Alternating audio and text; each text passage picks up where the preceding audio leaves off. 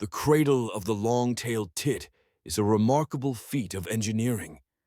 These tiny birds weave intricate nests, often resembling a hanging sock, using moss, feathers, and spider silk. They meticulously craft their homes, ensuring they're well insulated and camouflaged from predators. What's fascinating is how they build these nests in trees, sometimes even in thorny bushes, to protect their young. Each nest can hold up to a dozen eggs, and both parents share the responsibility of raising their chicks. Watching them flit around their territory, you can't help but admire their dedication and teamwork.